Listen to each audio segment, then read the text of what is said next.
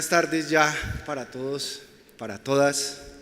Quiero en primer lugar agradecer a la Fundación Esquipulas, a su presidenta Ana Isabel Prera, la invitación que me formulara para participar en este importante foro con este importante tema.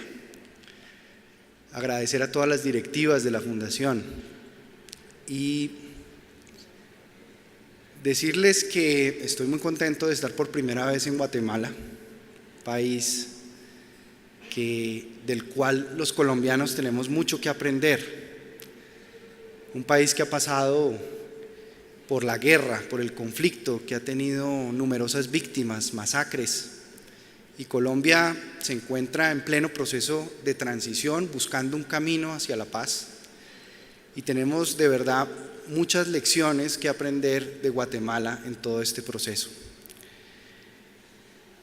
Tal vez lo que acaban de decir sobre mi trayectoria no les diga mucho, tal vez les diga más Netflix y la serie de Pablo Escobar, El Patrón del Mal, y la serie de Narcos, donde aparece en parte la historia de mi padre Luis Carlos Galán, que fue asesinado en 1989, cuando era candidato presidencial, en una época que vivió Colombia aterradora, una campaña presidencial que vivió el asesinato de 3 candidatos presidenciales. Creo que pocos países en el mundo pueden contar una historia similar. Y esas series tienen cosas buenas y tienen cosas malas.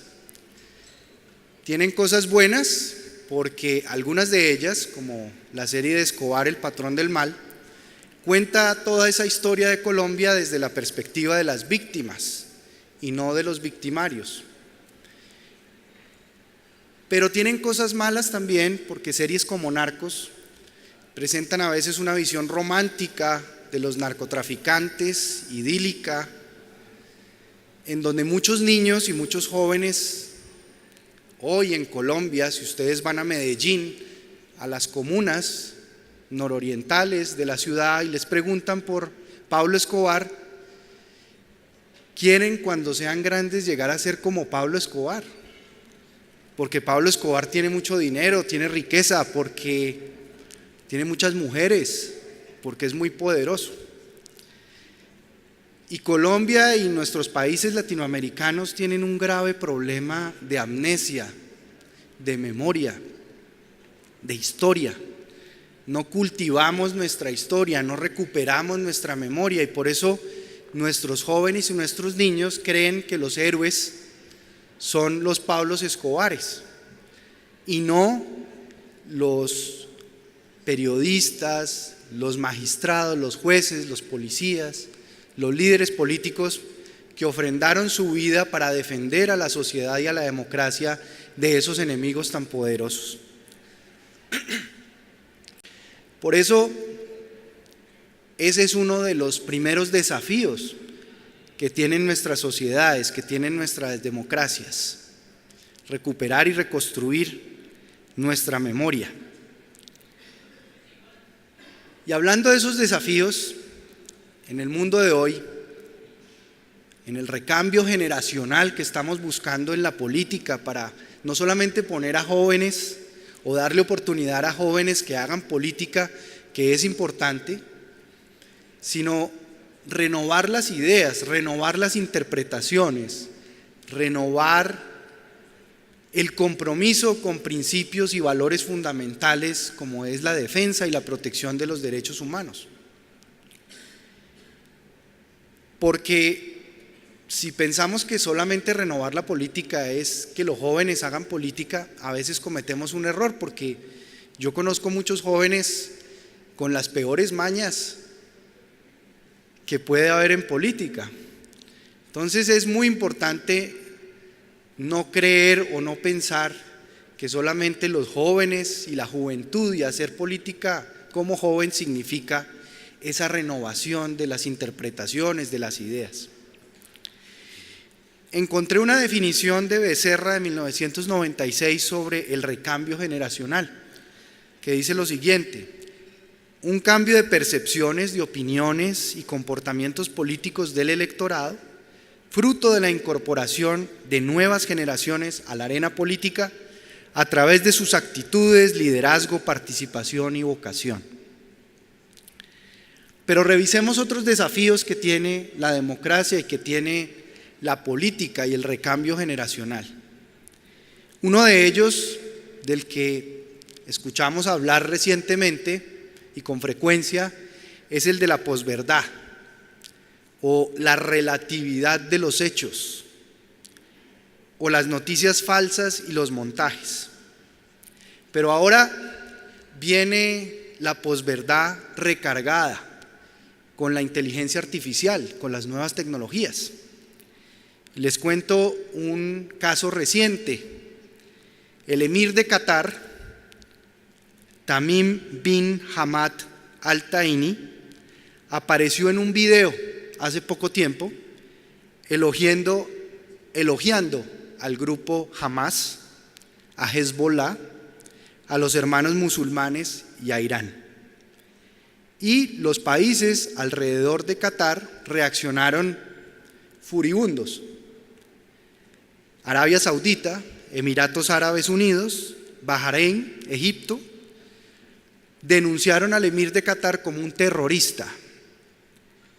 Rompieron sus relaciones diplomáticas, cerraron fronteras e impusieron un bloqueo por aire, mar y tierra.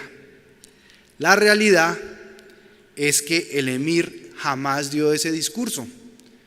Fue un video montado falso con la figura del emir de Qatar, la voz del emir de Qatar, como si estuviera pronunciando esas palabras, pero con inteligencia artificial y con lo que llaman ahora el deep fake, hicieron creer que era el emir de Qatar. Después de que se reveló que este video era falso, por supuesto, el boicot que hoy vive Qatar se mantiene, no se ha suspendido, y ese sí es de verdad real.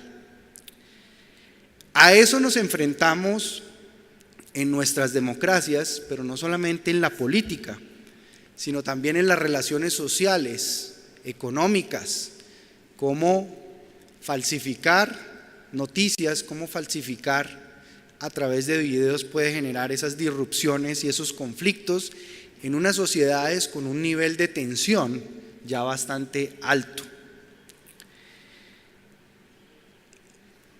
Hace poco también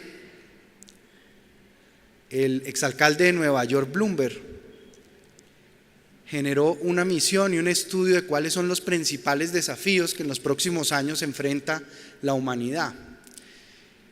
Y mencionó 3 grandes desafíos: el desempleo, los empleos que se van a perder en el mundo por la incorporación de nuevas tecnologías, de la inteligencia artificial, del Big Data. Eso se calcula, según un estudio que va a publicar muy pronto el Fondo Monetario Internacional, en que el 11% del total de los empleos que tienen las mujeres en el mundo van a desaparecer. El 9% de los empleos que tienen los hombres también van a desaparecer por la inclusión de esas nuevas tecnologías. Pero tenemos otros grandes desafíos, ya más cercanos a nuestra región y más inmediatos. Por supuesto, el cambio climático que tiene que ver con los océanos. Si no revertimos el ritmo de contaminación de plástico de los océanos en el mundo, en el año 2050 vamos a tener más plástico en los océanos que peces. Pero además, el plástico ya ha entrado dentro de la cadena alimenticia de la vida marina y ya estamos consumiendo plástico, los seres humanos, que viene del mar. Si no cuidamos los océanos, si no atacamos la pesca intensiva en muchas regiones de los océanos, si no revertimos el grado de contaminación de gas carbónico en las aguas de los océanos que ya han hecho estragos, porque está calculado que ha aumentado más del 30% el nivel de acidez del pH de los océanos, lo que ha generado un incremento de 1 grado en la temperatura de los mares, y lo cual genera los ciclos climáticos que experimentamos en América y en el mundo, con el Océano Pacífico, con el fenómeno de la Niña o el fenómeno del Niño. El enfriamiento o el calentamiento del agua en el Pacífico genera olas de inundaciones o de sequías, como ya lo vimos en las intervenciones anteriores. Otro desafío obvio de nuestro continente, de nuestra región, es la corrupción, es la falta de transparencia, la falta de acceso a la información. Pero la otra cara de la corrupción, en la cual yo quiero hacer énfasis hoy acá, que es un desafío para la democracia y para nuestras sociedades, es el populismo. El populismo también es corrupción. Y el populismo consiste en decirle a la gente lo que quiere oír y no lo que necesita saber. Y la responsabilidad de los nuevos liderazgos políticos, de los jóvenes que están surgiendo, es precisamente entender que somos responsables de lo que decimos y que el discurso político tiene un impacto en la posibilidad de que se generen agresividades, violencias, xenofobia, racismo. ¿Quién se iba a imaginar que una democracia tan avanzada, con unas instituciones tan sólidas y con unas raíces democráticas, culturales tan fuertes como la norteamericana, la de Estados Unidos, iba a poder verse tambaleando, afectada por una persona, por un presidente, que con su discurso ha generado reacciones xenófobas, racistas, agresivas en la población de un país que venía de ser gobernado históricamente por el primer presidente afroamericano en su historia, cuando hace apenas 40 años, 50 años, era inimaginable que un estudiante afro pudiera ingresar a una universidad en Alabama, en el sur de los Estados Unidos. Y 50 años después, los norteamericanos eligieron a un presidente afro. Y ahora esa tendencia viene a revertirse. Los desafíos migratorios también son muy importantes. Y aquí quiero hacer un alto en el camino porque la realidad que está viviendo Centroamérica y Guatemala está conectada con la realidad colombiana. En Estados Unidos, y el gobierno de los Estados Unidos cada vez está estableciendo una conexión más fuerte entre la crisis migratoria que viene sobre todo del continente centroamericano y la cocaína que sale desde Colombia, hace tránsito por Centroamérica y que genera presión y crisis porque estimula bandas criminales, estimula grupos delincuenciales organizados que generan inseguridad, generan desasosiego, generan inestabilidad para las poblaciones centroamericanas que toman la decisión de migrar hacia el norte, hacia los Estados Unidos.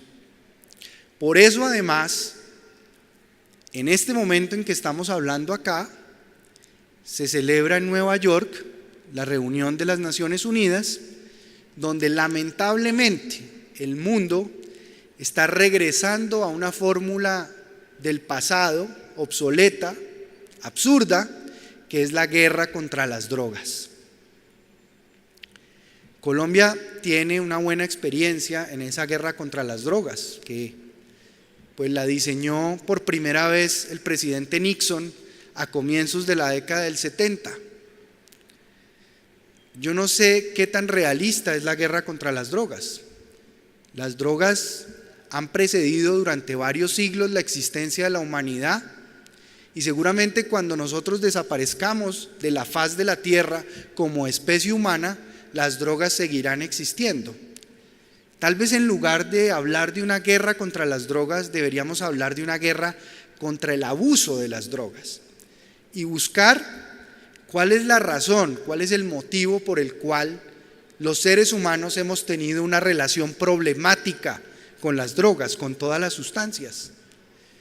El alcohol y el cigarrillo son drogas legales, pero son drogas más dañinas que muchas de las drogas ilegales, como por ejemplo la marihuana.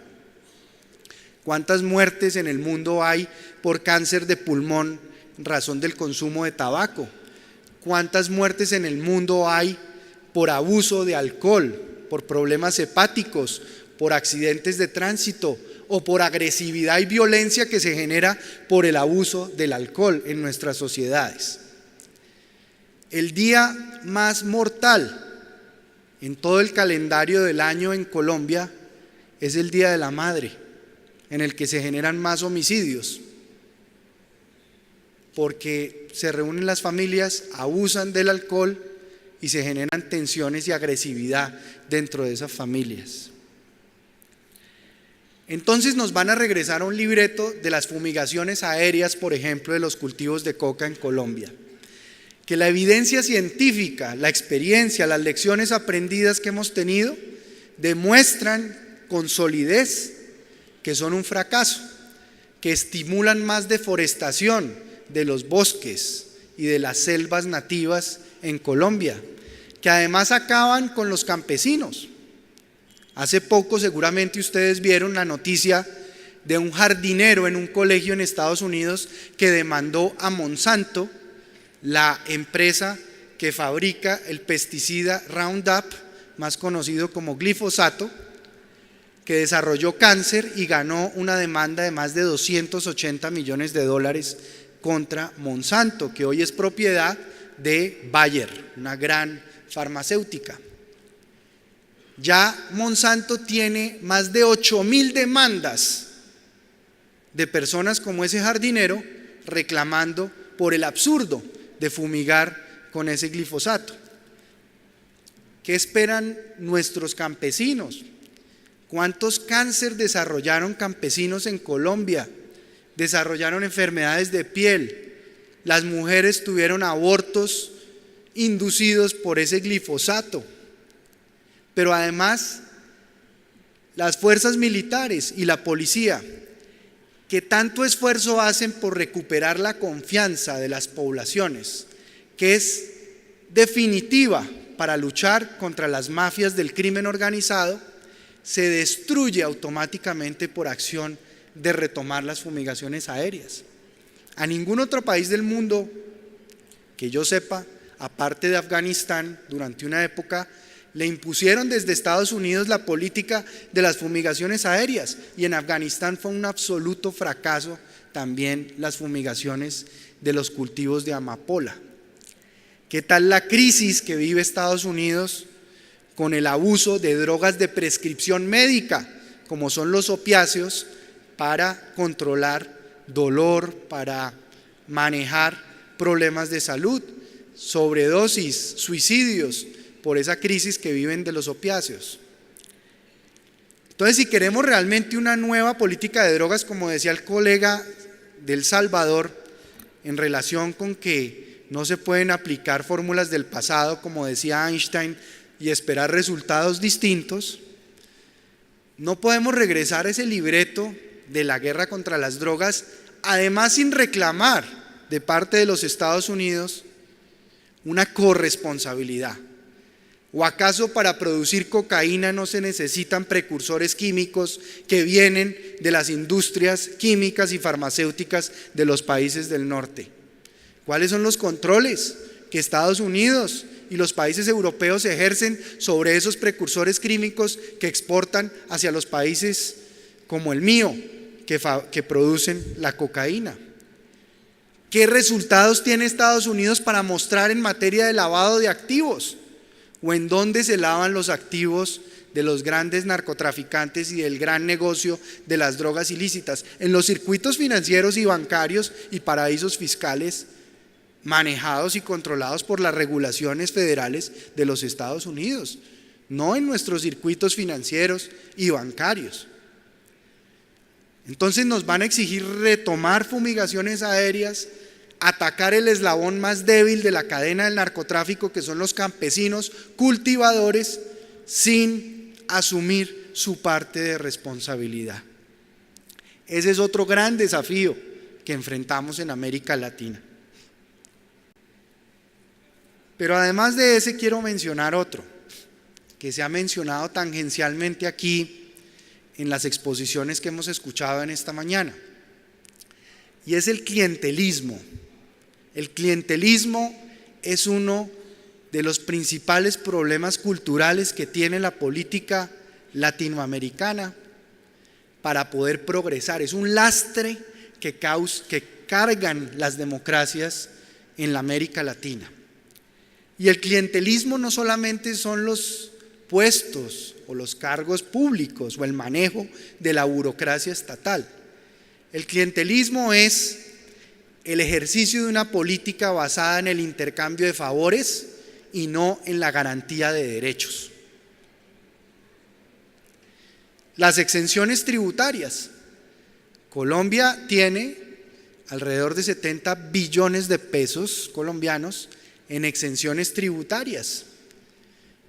Algunas de ellas pueden ser lógicas, justificables, pero la mayoría son clientelistas.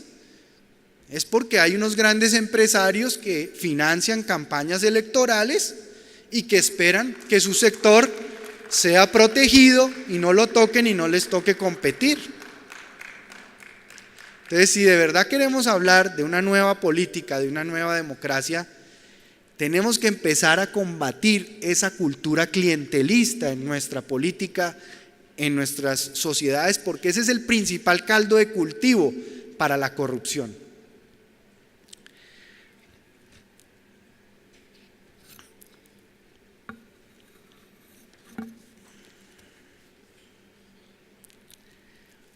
Pero ¿cuáles son esas instituciones democráticas que tenemos el deber de cuidar, de preservar en estos tiempos de turbulencia, en estos tiempos de caos? Yo quiero mencionar algunas de ellas que me parecen vitales para tener ese camino claro de en qué consiste el camino de la democracia. Lo primero que tenemos que revisar son nuestros sistemas electorales y de elecciones. No hay democracia si no hay elecciones libres, justas y competitivas. Y como mencionaba anteriormente, uno de los pilares para tener un sistema electoral transparente, garantista, libre, justo, competitivo, es la financiación de la política. ¿Cómo se financian las campañas? ¿Cómo se financian los partidos? ¿Qué tan transparente es esa financiación? Esos políticos se deben a la gente, al interés público, al bien general, o se deben a quienes los financian para después devolverles los favores a cambio de esa financiación. Esa modernización de nuestros sistemas electorales es fundamental para garantizar que la gente sienta que su voto cuenta, que tiene poder de participación y de decisión. El Estado de Derecho es otra institución fundamental. Y el Poder Judicial en nuestros países, por lo menos en el mío, se ha visto involucrado en grandes escándalos de corrupción, generados también por conductas y culturas clientelistas.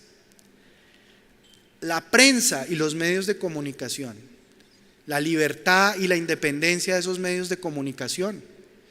¿Qué tan libres e independientes son para denunciar, para cuestionar al poder y cuestionar a los poderosos? ¿O son propiedad privada de grandes grupos económicos que tienen agendas de acuerdo a sus intereses? Mucho tiempo se habló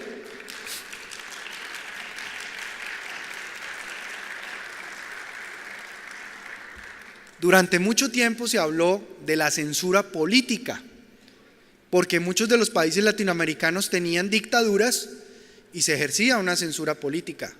Pero la nueva censura en nuestro tiempo es la censura económica, que es mucho más sutil, pero mucho más perversa y mucho más efectiva para evitar que los ciudadanos reciban la información objetiva que requieren para participar en la democracia. La separación de los poderes también es otro principio y otra institución democrática fundamental. Estimular la organización de la sociedad civil, que la sociedad civil pueda ser fuerte en su organización. Ese es uno de los mejores antídotos contra el clientelismo. Las garantías para el ejercicio de la oposición política. En nuestros países poco se ejerce la oposición, pocas garantías tiene la oposición para acceder a los medios de comunicación, para mostrar un discurso alternativo, para cuestionar al poder, acceder a esa información y hacer control político. La supremacía del poder civil sobre el poder militar. Que los militares y las fuerzas militares entiendan que se deben a la Constitución y que se deben a los ciudadanos y a la defensa de los derechos humanos.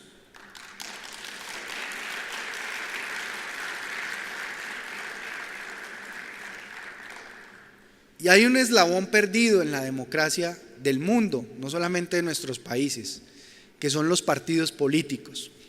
Y en esto yo me distancio un poco del querido colega salvadoreño. Yo sí creo que los partidos políticos son importantes para la democracia, pero partidos políticos renovados, modernos, que periódicamente se transforman en su interpretación de la sociedad. Pero los partidos políticos son instituciones democráticas definitivas para que la política no se vuelva una aventura personal, para que no tengamos esos caudillismos que tanto daño le han hecho a la cultura de la democracia en América Latina. La democracia no se puede personalizar. Las personas pasamos, somos transitorias, pero las instituciones democráticas son las que quedan y son las que hay que preservar y cada vez trabajar para que sean más sólidas y más fuertes.